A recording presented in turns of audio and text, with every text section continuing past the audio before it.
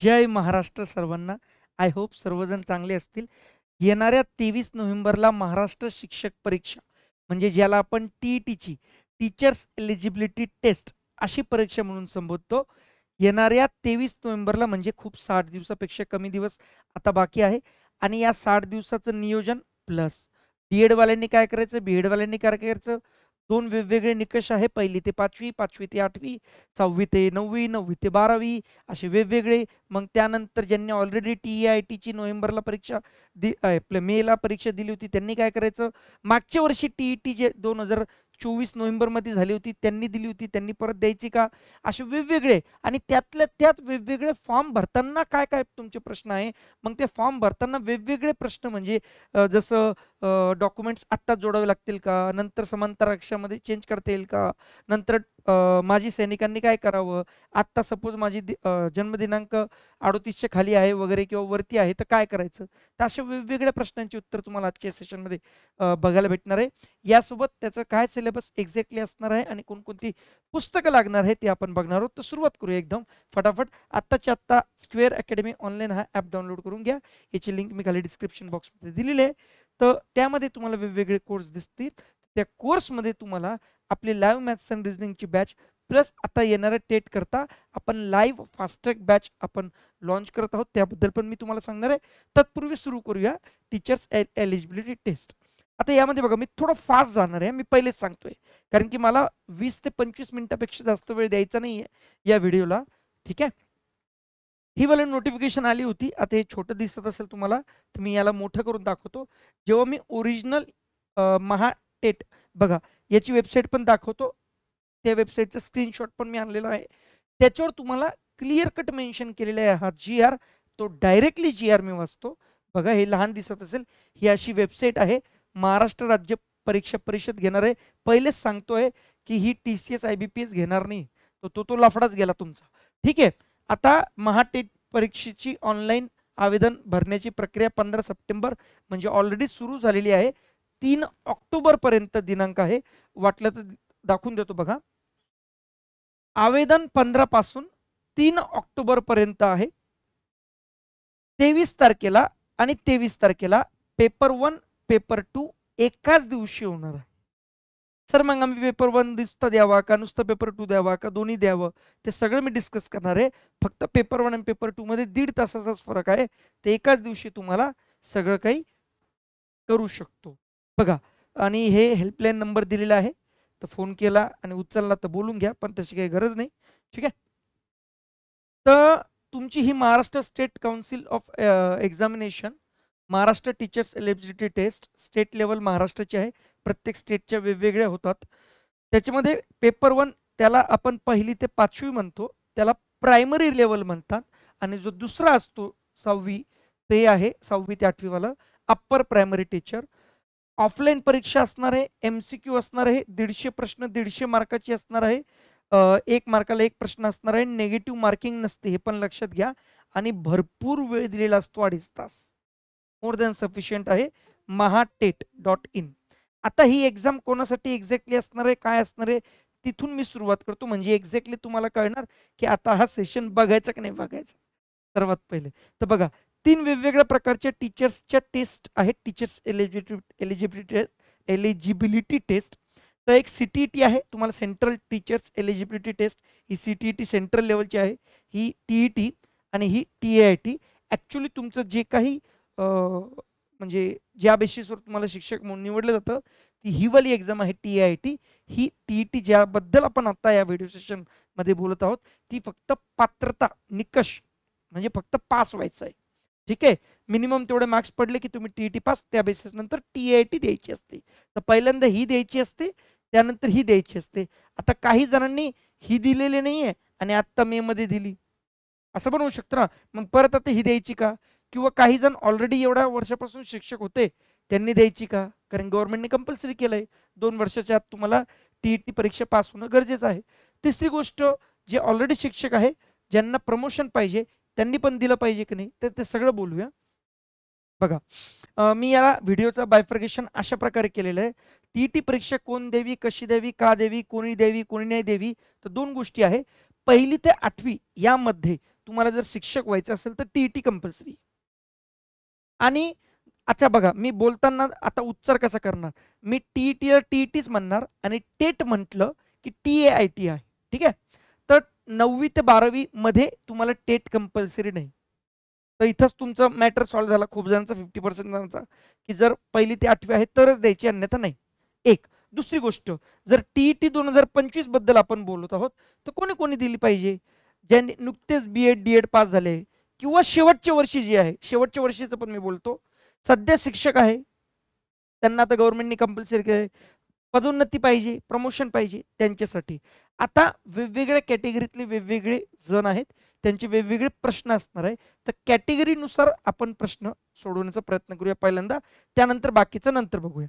तर पहिलं आहे BEd, मग DEd वाल्यांचं, मग फॉर्म भरत असतानाचे प्रश्न, मग टेट किंवा CTET विद्यार्थी जे ऑलरेडी एखादा CTET एक्झाम देऊन परीक्षा पास झालेला आहे त्यांनी मग ही TET द्यावी की नाही, अशा टाईपचं, आणि परीक्षा पद्धती काय असणार आहे. ठीक आहे. तर पहिले BEd विद्यार्थी, त्याच्यामध्ये पण सब कॅटेगरी केलेली आहे मी. बघा, माझ्याकडून जेवढं होऊ शकतं मी तेवढं करण्याचा प्रयत्न केलेला आहे. नुसत्या पहिल्या वर्षात आहे तुम्ही, 2-2 वर्षाचे असतात BEd DEd. ठीक आहे. तर तुम्ही पहिल्या वर्षात आहात बीएडच्या, मी बीएडचं बोलतो फक्त, डीएडचं नाही, डीएडचं नंतर. तर बीएडच्या पहिल्या वर्षात आहे ते एक वेगळी कॅटेगरी. दुसरं बीएड पास आहे आणि पदवी पण आहे, ग्रॅज्युएशन पण आहे, ती एक कॅटेगरी. तिसरं बीएड ॲपियर आहे, ॲपियर म्हणजे दुसऱ्या वर्षात आहे. ठीक आहे, शेवटच्या दुसऱ्या वर्षात आहे. आणि तिसरं बीएड पास होऊन बरीच वर्ष झाली सर, खूप मोठा गॅप पडला त्यांचे. तर 4 जणांचं पहिल्यांदा मी बीएड वाल्यांचं उत्तर देतो. पहिलं, बीएडच्या पहिल्या वर्षात आहे तर तुम्ही टीईटी देऊ शकत नाही, टेट म्हणजे टीईटी देऊ शकत नाही, तर मॅटर त्यांचा क्लोज झाला. पण सीटीईटी देता येते, सीटीईटीची तयारी करा, ती पण आता होणार आहे डिसेंबरपर्यंत, नोव्हेंबरपर्यंत. ओके. त्यानंतर आता या बीएड पास आहे आणि पदवी पण आहे. अरे गाणे लावले त्यांनी, तुम्हाला आवाज ऐकू येतोय का? नाही येणार बहुतेक, माईक चांगला आहे. ठीक आहे. बीएड परीक्षा पास आहे आणि पदवी आहे. तर बीएड परीक्षा आहे आणि पदवी पण आहे, पण 9वी 10वीला शिकवायचं आहे. आणि बीएड आहे, पदवी पण आहे, पण 11वी 12वीला शिकवायचं आहे आणि ग्रॅज्युएशन पण आहे, पोस्ट ग्रॅज्युएशन. ठीक आहे. तर post graduation plus B Ed plus पदवी हे तिन्ही असेल तर 11वी 12वीला शिकू शकतो. बीएड आहे आणि फक्त पदवी आहे, पोस्ट ग्रॅज्युएशन नाही आहे, तर 9वी 10वीला शिकू शकतो फक्त. ठीक आहे. तर या दोघांनाही टीईटीची गरज नाहीये, डायरेक्टली ते टेटची एक्झाम द्यायचे आणि मॅटर क्लोज करायचं. मी पहिलेच तुम्हाला सांगितलं 9वी ते 12वी जणांना टीईटीची गरज नाहीये, 1ली ते 8वीच आहे. नेक्स्ट, आता बीएड पासून बरीच वर्ष झाली तर काय करायचं बघा, टीईटी आणि टेट दोन्ही देता येईल तुम्हाला, परंतु वयोमर्यादा असणार आहे. आता जर तुम्ही ओपन कॅटेगरीचे आहात आणि कमाल म्हणजे मॅक्झिमम 38 आहे आणि कॅटेगरीमध्ये असणार तर 43 आहे कमाल, मॅक्झिमम, कमाल म्हणजे मॅक्झिमम. तर तुम्ही या वयापर्यंत असणार तरच मग तुम्हाला टीईटी देऊन फायदा आहे, अन्यथा नाही. ओके. ठीक आहे. आता बीएड झालेलं आहे सर, म्हणजे चालू आहे, दुसऱ्या वर्षात आहे, ॲपियर आहे किंवा झालेलं आहे, दोघांपैकी, किंवा झालेलं आहे, पदवी पण आहे, त्यांच्याकरता टीईटी नंतर टेटची एक्झाम द्यावी लागते. 1ली ते 8वी वर्ग शिक्षक व्हायचे असेल तर टीईटी द्यावी लागते. 9वी 10वी 11वी 12वीला टीईटीची गरज नाही, पहिलेच सांगितलेलं आहे. ठीक आहे. टेटच्या बेसिसवरच तुमचं, त्यांच्या गुणांवर तुम्ही शिक्षक म्हणून निवडले जातात अल्टिमेटली. टीईटी फक्त ही पात्रता निकष आहे. टीईटी मध्ये कमीत कमी मार्क्स मिळणे आवश्यक आहे पात्र व्हायचं असेल तर. जनरल कॅटेगरीला 60%, 150च्या टोटल 150 मार्काची एक्झाम आहे, त्याचे 60% म्हणजे 90 किंवा 90 पेक्षा जास्त. आणि 55% कॅटेगरी इतरला तर ते 82 to 89, याचा पण निकष वेगवेगळे आहे. तर 82 ते 89चे वेगवेगळे कॅटेगरी आहे. आता पेपर 1, पेपर 1 कोण कोण देऊ शकतो बघा. पेपर 1 टीईटी मध्ये 2 पेपर आहे. आता मी टेट बद्दल काही बोलत नाही, आता मी टीईटी वर येतोय. टीईटी मध्ये पेपर 1 आणि पेपर 2 असतो, आणि पेपर 2 मध्ये पण 2 परत पेपर असतात, ते नंतर बोलूया. पेपर 1 हा पहिली म्हणजे डीएड वालेच देऊ शकतात, डीएड किंवा ॲपियर आहे, दुसऱ्या वर्षी आहे. बीएड वाल्यांचा 1ली ते 5वीशी काही संबंध नाही. आता पेपर 2 आहे, जो डीएड वाले तर देऊ शकतात, बीएड वाले पण देऊ शकतात, ॲपियर आणि पास झालेले सुद्धा. आणि दोन्ही पेपर द्यायचे तर मग डीएड आणि बीएड दोन्ही पाहिजे तुम्हाला, डीएड आणि बीएड दोन्ही पाहिजे तुम्हाला. ठीक आहे. आणि माझं असं मत आहे की त्यांनी दोन्ही पेपरला प्रिपरेशन करावं. ठीक आहे. आता हा वाला सिलेबस आहे, एकदा बघून घेऊया. पेपर 1चं सिलेबस आहे बाल मानसशास्त्र व अध्यापनशास्त्र, भाषा 1 भाषा 2 कोणकोणती असते, इंग्रजी मराठी पुढच्या पेजवर दाखवलंय, गणित परिसर अभ्यास, असे 5 टॉपिक्स आहेत तुम्हाला. 30-30-30-30 150 बहुपर्यायी MCQ. इकडे बघून घ्या, भाषा 1 भाषा 2 या भाषेशिवाय तुम्ही दुसरी हिंदी मराठी आपले किंवा उर्दू वगैरे कोणती निवडू शकतात, पण हे कंपल्सरी आहे. हे असं आहे. प्रश्न क्रमांक पण दिलेले आहे, त्या हिशोबानेच तुमचा पेपर असणार आहे. पेपर 2 बघा, पेपर 2 मध्ये पण 2 प्रकारचे 2 पेपर आहे. हे हे हे सगळ्यांना कंपल्सरी आहे आणि याच्यातून कोणतंही या दोघांमधून एक निवडायचं आहे. आता तुम्ही आर्ट्स वाले आहेत तर सामाजिक शास्त्र निवडणार, सोशल सायन्स, आणि सायन्स वाले आहात तर गणित आणि विज्ञान निवडणार. ठीक आहे. हा, त्या हिशोबाने तुमचं असणार आहे. कॉमर्स वाले हे पण निवडू शकतात, हे पण निवडू शकतात, तुमच्या हिशोबाने तुम्ही निवडा. हे यांचे प्रश्न क्रमांक 1 ते 90 सगळ्यांना कॉमन राहील. मग 91 ते 150 जर तुम्ही हे निवडलं तर, आणि 91 ते 150 तुम्ही सामाजिक शास्त्र निवडलं तर. ओके. याची PDF मी तुम्हाला देणार आहे आपल्या ॲपमध्ये, फ्री कंटेंटमध्ये तुम्हाला भेटून जाईल. याचा TETचा वेगळा म्हणजे फोल्डर मी बनवलेलं आहे, त्याच्यात प्रिव्हियस इयर क्वेश्चन पेपर पण दिलेले आहेत, तिथून तुम्ही चेक करू शकता. आता दुसरं कॅटेगरी आहे DED वाले. DED वाल्यांचं काय, टेट परीक्षा पास करायची, TIT द्यायची, ती मार्कानुसार पास करायची, पोर्टलला नोंदणी करायची, झालं त्यांचं मॅटर क्लोज. परंतु DED ॲपियर वाले म्हणजे सेकंड वर्षी आहे किंवा संपूर्ण पास आहे, DED पासच केलं 2 वर्षाचं, आणि यांना वयाची लिमिट नाही, जसं तिकडं BED वाल्यांना वयाची लिमिट आहे, यांना वयाची लिमिट नाही, तर हे दोन्ही पेपर देऊ शकतात 1 आणि 2, तुम्हाला ऑलरेडी सांगितलं. आता 1ली ते 5वी जर शिक्षक तुम्हाला व्हायचं असेल तर DED फुल ॲपियर पाहिजे, प्लस क्रायटेरिया बघा 12वी पास पाहिजे, आणि 12वी मध्ये पण जनरल कॅटेगरी असेल तर 45% मार्क पाहिजे, आणि अदर कॅटेगरी असेल तर 40% मार्क पाहिजे. 1ली ते 5वी, आणि तसं पण 1ली ते 5वी फक्त DED वालेच देऊ शकतात, BED वाले देऊ शकत नाही. दुसरं, जर तुम्हाला 6वी ते 8वी वर्गाकरता शिक्षक व्हायचं असेल, DED तर पाहिजे, ग्रॅज्युएशन तर पाहिजे. आता ग्रॅज्युएशन झालं तर 12वी तर झालीच, समजून बात आहे. तर ग्रॅज्युएशन, आणि ग्रॅज्युएशन मध्ये पण ॲपियर किंवा फुल 3ऱ्या वर्षी जर तुम्ही असणार ग्रॅज्युएशन मध्ये, जर तुमचं नॉर्मल BA BCom असेल, जर सायन्स असेल तर कोणाचं 4 वर्षाचं ग्रॅज्युएशन असतं, तर सांगण्याची गोष्ट म्हणजे फायनल इयर, तर ते वाले पण भरू शकतात. त्याच्यामध्ये पण 45% जनरलला, 40% तुमच्या मार्क पाहिजे. आता ॲपियर वाले म्हणणार आमचा तर पूर्ण रिझल्ट आला नाही, तर मग तुमचा जो लास्ट इयर आहे त्याच्यामध्ये तेवढे मार्क्स पाहिजे. आता तुम्ही सपोज 4थ्या इयरमध्ये आहात आणि तुमचं ग्रॅज्युएशन अजून झालं नाही, ॲपियर आहे, तर 3ऱ्या वर्षीची मार्कशीटमध्ये तेवढे मार्क पाहिजे असं. आणि 1ली ते 8वी टोटल शिकवायचं असेल सगळंच, म्हणजे असं नाही की मी फक्त या शिक्षकाकरता, मला 1ली ते 8वी सगळं काही शिकवायचं आहे, कोणताही क्लास असो, मग दोन्ही तुम्हाला करावं लागतं. DED पण झालं पाहिजे तुमचं, 12th पण झालं पाहिजे, 12th तर तसं पण होतं, ग्रॅज्युएशन पण झालं पाहिजे, आणि एवढे मार्क्स पाहिजे. ठीक आहे. आता DED वाल्यांनी टेट पेपर 2 मधील कोणता विषय निवडावा, आता विषयाचे संबंधित आहे. तुम्हाला मी ऑलरेडी सांगितलं, BED वाले तर फक्त 6वी ते 8वी वालेच देऊ शकतात, 1ली ते 5वी पर्यंत देऊ शकत नाही. आता DED वाल्यांना 2 चान्स आहे, 1ली ते 5वी पण करू शकतात, 6वी ते 8वी. तर 1ली ते 5वी करता आपण प्रायमरी फेज म्हणतो, प्रायमरी टीचर, आणि दुसऱ्याला अप्पर प्रायमरी टीचर म्हणतो. आता जे दुसरा पेपर आहे, दुसरा पेपर, त्याच्यामध्ये पण 2 पेपर मी तुम्हाला सांगितलं, जसं एक सामाजिक शास्त्र आणि गणित विज्ञान आहे ना, तर मग त्यांनी कोणता पेपर द्यावा बघा. 1ली ते 5वी वर्ग शिक्षक व्हायचे असेल, आर्ट्स मधले पदवी असेल तर हे वाला, आणि जर 6वी ते 8वी मधलं वर्ग शिक्षक व्हायचंय आणि सायन्स मधली पदवी असेल तर हे वाला पेपर 2 द्यायचा, आणि आमच्यासारखे कॉमर्सवाले 1ली ते 8वी करिता दोन्ही पेपर देऊ शकतात, त्यांना काही हे नाही. ठीक आहे. हे कळालं इथपर्यंत. परत एकदा सांगतोय, पहिला पेपर सगळेजण देऊ शकतात DED वाले, दुसरा पेपर कोण कोण द्यायचं ते आता दाखवलं मी, त्याच्यामध्ये पण 2 कॅटेगरी आहे, आर्ट्स वाल्यांनी सामाजिक शास्त्र निवडायचं, बाकीच्यांनी सायन्स वाल्यांनी सायन्स आणि मॅथ्स निवडायचं, कॉमर्स वाल्यांनी कोणते निवडायचं, दोन्ही पेपर देऊ शकतात. ठीक आहे. आता या फॉर्म भरत असतानाचे प्रश्न वेगवेगळे प्रश्न आहे, एक काही सामान्य प्रश्न आहे, काही समांतर आरक्षण, सामाजिक आरक्षण, शैक्षणिक वगैरे अर्हता, 1 बाय 1 सांगतो. पहिलं सामान्य, दोन्ही पेपरला एकच फॉर्म भरायचा आहे, पेपर 1 पेपर 2 दोन्ही देणार मी, तसं वेगवेगळा फॉर्म भरू का नाही, एकच फॉर्म भरायचा आहे. तिथं ऑप्शन दिलेला असतो की तुम्ही ॲपिअरिंग फॉर पेपर 1 आहे का पेपर 2 आहे का बोथ पेपर 1 पेपर 2 आहे, असे तिथं 3 प्रकारचे ऑप्शन असतात, तो आपल्याला निवडायचा. एकाच पेपरमध्ये एकाच फॉर्ममध्ये होऊन जातो. दुसरं, एकदा फॉर्म भरल्यानंतर करेक्शनला काही जागा नसते, त्यामुळे नीट समजून फायनली भरा. 3 ऑक्टोबरला अजूनही टाइम आहे. तिसरं, सध्या प्रत्येक ओरिजिनल डॉक्युमेंट तुम्हाला लागणार नाही, जसं ग्रॅज्युएशन, 12th, D.Ed, B.Edचं फक्त इन्फॉर्मेशन पुटअप करावं लागते. जेव्हा डॉक्युमेंट व्हेरिफिकेशन होईल तेव्हा तुम्हाला ते सादर करावं लागतात. चौथं, पेपर 1 आणि पेपर 2 मध्ये 1.5 तासाचा गॅप असल्यामुळे आपल्याला एकाच दिवशी पेपर देता येणार आहे. मी ऑलरेडी डिस्कस केलेलं आहे.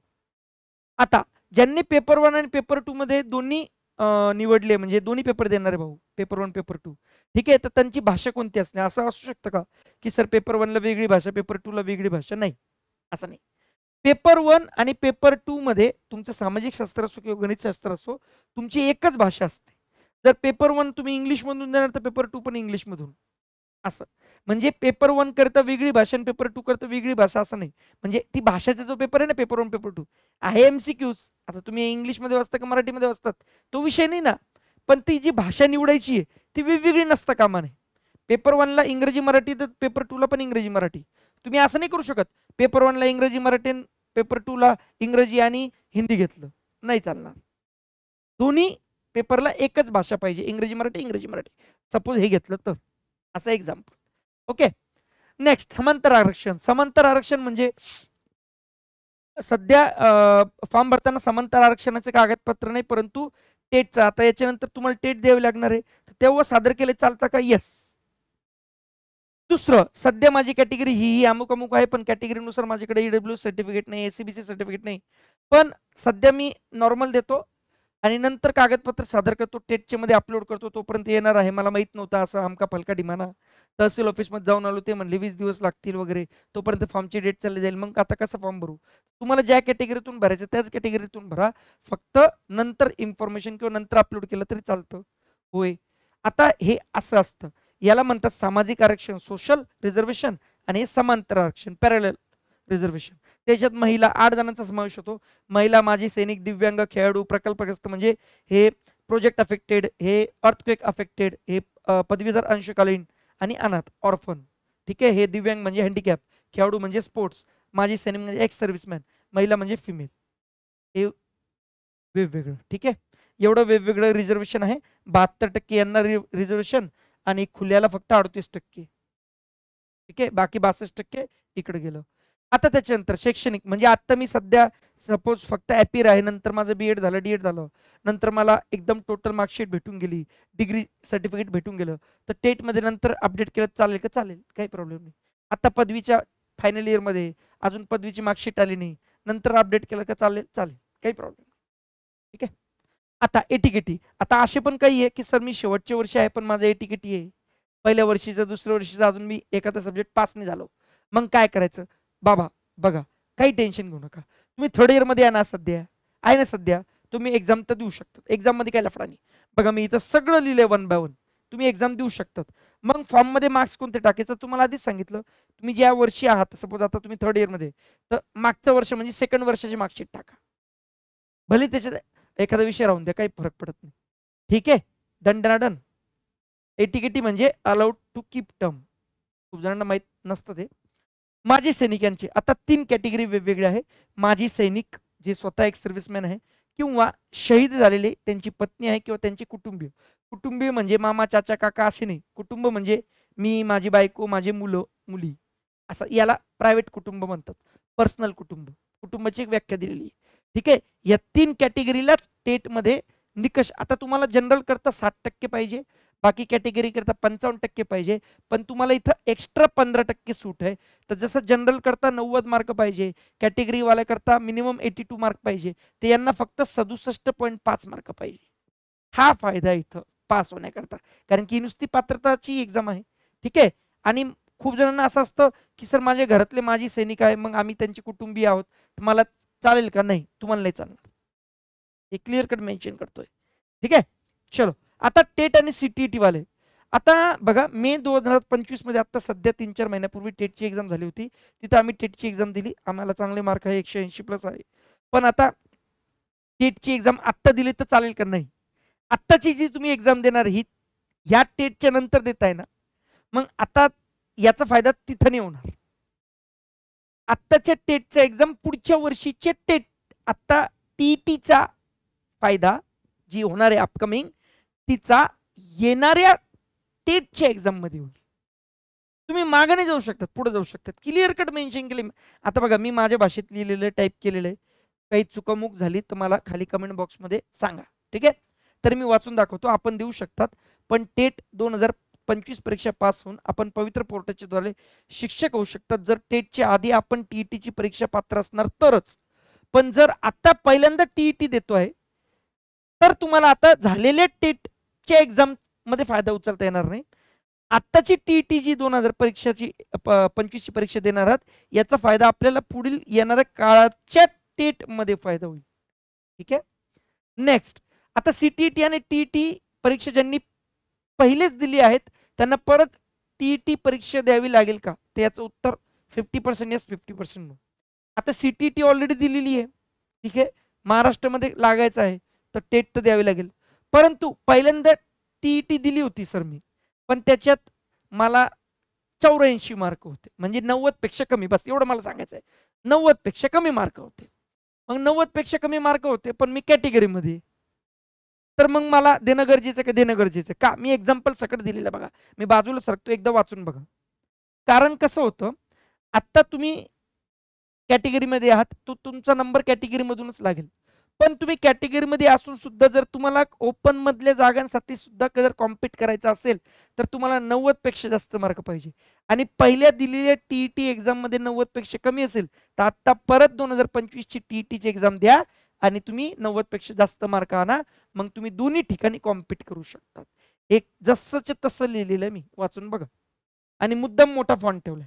याच्याकरता एक बेस्ट बॅच आपण रॅपिड फायरवाली, हे बघा मी इथं रॅपिड फायरवाली बॅच आणतोय. तुम्ही याला जे कुठं फिरून यायचं फिरून या, चारीधाम यात्रा करून या, शेवटी अंकगणित आणि बुद्धिमत्ता इथंच तुम्हाला भेटणार आहे सर्वस्वी. आणि गॅरंटी देतो, जेवढं शिकवणार त्याच्यामधूनच येणार, त्याच्या बाहेर येणार नाही. 6:25 ला बॅच असणार आहे. लवकरात लवकर बॅच ऑलरेडी लॉन्च झालेली आहे, बघून घ्या. फीस फक्त ना 2000 ना 2500 ना 5000, काहीच नाही, फक्त 599 आहे. आणि विदाउट मॅथ्स रिझनिंग तुम्ही याच्यात का पास होऊ शकत नाही ते दाखवतो, बघा इकडं. परीक्षा पद्धत पहिले बघूया. जसं हा पहिला पेपर आहे, 1ली ते 5वी करता. बालमानसशास्त्र हे सगळ्यांना कॉमन आहे, सगळेजण करणार. भाषा 1 इंग्रजी घेतली, सपोज ही मराठी घेतली, सगळ्यांना कॉमन आहे, सगळेजण करणार. परिसर अभ्यास पण सगळेजण करणार, सगळ्यांना येतं. लफडा काय होतो बघा, इथं तुम्ही पैकीचे पैकी मार्क आणायचे. आणि गणिताचा प्रॉब्लेम काय, जरी गणित दिलं तरी रिझनिंग विचारतात, पण एवढं नाही विचारत. सपोज 30 प्रश्न येणार तर रिझनिंगचे 5 ते 6 प्रश्न येतात. हा, बाकीचे म्हणजे 24 ते 25 प्रश्न हे फक्त गणितामध्ये विचारतात, इन्क्लुडिंग भूमिती. कारण की भूमिती, जॉमेट्री आपण हे गणिताचाच पार्ट समजतो, ठीक आहे. भूमितीवर पण 10-1 प्रश्न येतात, ठीक आहे, ते पण एक लक्षात असून द्या, तो पण महत्त्वाचा पार्ट आहे. तुम्ही इतर सरळ सेवेची किंवा कंबाईनची किंवा राज्यसेवेची जरी तयार करीत असले तरी तुम्ही भूमिती एवढ्या स्पेसिफिकली करत नाही, जे इथं स्पेसिफिकली करावं लागेल. तर बघा, परत एकदा सांगतोय, जर तुम्ही पेपर दोन्ही देणार असणार, पेपर 1 सुद्धा हा आणि हा पेपर, म्हणजे हा झाला पेपर 1 आणि हा पेपर 2, दोन्ही देत असणार, तर तिथं गणित आणि इथं पण गणित 60 मार्क आहे, तिथं 30 मार्क आहे, 90 मार्क आहे. इथून 60 मधून सगळंच गणित नाही येणार, 30-40 मार्काचं गणित आहे ना, ठीक आहे. असं 70-1 मार्काचं गणित आहे. आणि गणित विषय मिळूनच तुम्ही 90 मार्क घेऊ शकता. कळालं तुम्हाला? विदाऊट गणित तुम्ही करूच शकत नाही. कारण की होतं काय, हे बोलायला फक्त हे बालमानसशास्त्र अध्यापनशास्त्र आहे, पण हे होत नाही. खूप मोठे मोठे क्वेश्चन येतात, एवढं वाचणं पण होत नाही एक्झाम मध्ये. तुम्ही एक्झाम मध्ये काय करणार, हे मराठी करणार, इंग्रजी करणार आणि सरळ तुम्हाला गणितावर यावं लागतं, तेव्हाच कुठं 90 मार्क भेटतात. हे मागे पण बघा तुम्ही, इथं पहिल्या पेपरमध्ये, पेपर 1 मध्ये तुम्ही इंग्रजी करतात, मराठी करतात, हे 60 झाले, 60 मधून 40 जरी घेतले तर मग एकच विषय उरतो जो आपल्याला 90 पर्यंत पोहोचवणार. कारण की वाचणं होत नाही ना, हे पण तुम्ही सहसा करत नाही, ठीक आहे, प्रॉब्लेम आहे. आणि आता दिवस पण तर कमी आहे ना. हा, आता याचा सिलेबस पहिले बघून घ्या. सिलेबस मी इंग्लिश मराठी दोन्ही मध्ये दिलेला आहे, एकदा बघून घेऊया. बघा, बालमानसशास्त्र व अध्यापनशास्त्र याचा सिलेबस ओके, इंग्लिशमध्ये पण पुढे आहे, टेन्शन घेऊ नका. त्यानंतर गणितामध्ये, गणित जरी लिहिलं असलं तरी रिझनिंग थोडंफार करावं लागतं, त्यानंतर परिसर अभ्यास, परिसरमध्ये भूगोल, सामान्य विज्ञान, पर्यावरण, नागरिकशास्त्र, इतिहासशास्त्र सगळं येतं. ठीक आहे. त्यानंतर हे इंग्लिशमध्ये टॉपिक सेम आहे. डेव्हलपमेंट ऑफ चाइल्ड, पेडागॉगी वगैरे वगैरे हे इंग्लिशमध्ये लिहिलेलं आहे. अंडरस्टँडिंग लर्निंग वगैरे वगैरे. त्यानंतर पेडॉलॉजिकल कन्सर्न्स हे सीटीईटी मध्ये पण तुम्ही वापरू शकतात. त्यानंतर मॅथमॅटिक्सचे टॉपिक. ठीक आहे. याच्यामध्ये ॲव्हरेज, अल्जेब्रा, ठीक आहे, एरिया व्हॉल्यूम, मेन्सुरेशन याच्यावर पण भरपूर प्रश्न विचारले जातात. जॉमेट्री तर मेन पार्ट आहेच. ठीक आहे. Linear equations. ओके. त्यानंतर शिक्षक पात्रता अभ्यासक्रम जो ऑफिशियली आपल्याला दिलेला आहे बघून घ्या. मराठी, इंग्रजी, मग त्यामध्ये नाम, सर्वनाम, विशेष क्रियापद वगैरे वगैरे, number, genders, tense, subject, vocabulary, direct indirect speech, change the voice हे सगळं करावं लागतं. त्यानंतर बालमानसशास्त्र आणि अध्यापनशास्त्र. दिसायला जरी हे 1-2 ओळीचं असलं तरी डेंजर सिलेबस याचा. त्यानंतर परिसर अभ्यास नॉर्मल आहे. भूगोल, नागरिकशास्त्र, इतिहास, सामान्य विज्ञान. आता भाषा 1 तुम्हाला पेपर 1 दिसला. पेपर 1, पेपर 2 अध्यापन, गणित आणि परिसर. 150 पेपर 1. पेपर 1 सगळेच देतात का नाही? डीएड वाले 1ली ते 5वी वाले देतात. त्यानंतर हा पेपर 2. पेपर 2चा हा सिलेबस. पेपर 2 बालमानसशास्त्र, अध्यापनशास्त्र. आता ज्यांनी गणित विज्ञान घेतलं सायन्सवाले त्यांच्याकरता हे, आणि जे सामाजिक शास्त्र घेतले आर्टवाले त्यांच्याकरता हे. ठीक आहे. हा त्यांचा पेपर. ओके. या 60 पैकी एक कोणतं तरी किंवा दिले बघा, किंवा ते कन्फ्यूज नका होऊ. या दोघांपैकी एक घ्यायचं असं. तर ही बॅच आहे, बघून घ्या.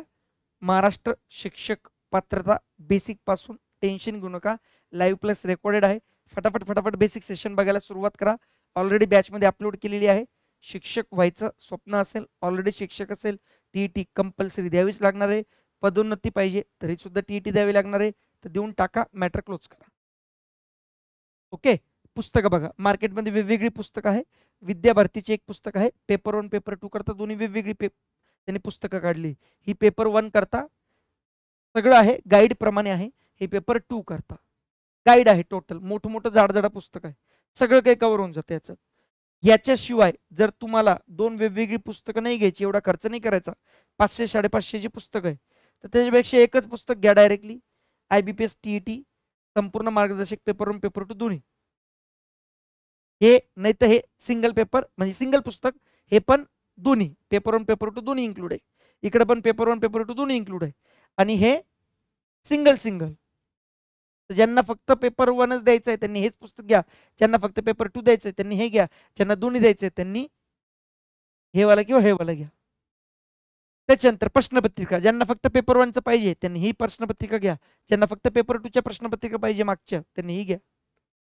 नाही सर आम्हाला हमको दोनों चाहिए, तो भैया ये दोनों लो. पेपर 1 पेपर 2 दोन्ही आलं. 1ली ते 5वी, 6वी ते 8वी, matter close. Done done done. त्यानंतर कारण की 8वी नंतर तर लागतच नाही ना आपल्याला टेटची एक्झाम. आणि जर सेपरेटली बालमानसशास्त्र आणि अध्यापनशास्त्रावर तुम्हाला पेपर 1 पेपर 2 मध्ये दोन्हीकडे आहे हे, तर हे पाहिजे तर एक सेपरेट पुस्तक पण आहे. कळलं? आता जर तुमचे काही प्रश्न डाऊट वगैरे असतील तर तुम्ही खाली मला कमेंट बॉक्समध्ये विचारू शकतात. तसं मी लगभग प्रत्येक प्रश्नाचं देण्याचं उत्तर प्रयत्न केलेला आहे. याच्या व्यतिरिक्त जर काही आडलं कुठं, जर स्पेसिफिकली माझं असं बॅकग्राऊंड आहे, मला अशी एक्झाम द्यायची आहे, तर मग देऊ शकतो का वगैरे, किंवा काय निकष असतील वगैरे हे सगळं मी सांगतो. परंतु सांगतो बॅच एकदम वर्ल्ड बेस्ट माफक दरात ठेवलेली आहे. 599 काहीच नाही आहे. जे ऑलरेडी शिक्षक आहे त्यांना 1.5 लाख रुपये पगार असतो. ठीक आहे. त्यामुळे त्यांना 599 म्हणजे काहीच नाही. तर क्लास नोट्सही मी देणार, PDF मी देणार, मोबाईलमध्ये बघू शकतात, टॅबमध्ये बघू शकतात, अनलिमिटेड टाइम बघू शकतात, 1 वर्षाची व्हॅलिडिटी आहे. अजून काय सांगू. ठीक आहे. त्यामुळे एकदम बिंदास राहा. सगळे PYQ मी कव्हर करणार आहे. भूमिती एकदम डिटेलमध्ये कव्हर करणार आहे. मेन्सुरेशन पण कव्हर करणार आहे. काही तुम्हाला राहणार नाही. चॅप्टर वाईज प्रॅक्टिस सेट पण मीच देणार आहे. दुसरं काही करण्याची गरज नाही तुम्हाला. ठीक आहे. तो इथं थांबूया. जय हिंद, जय महाराष्ट्र.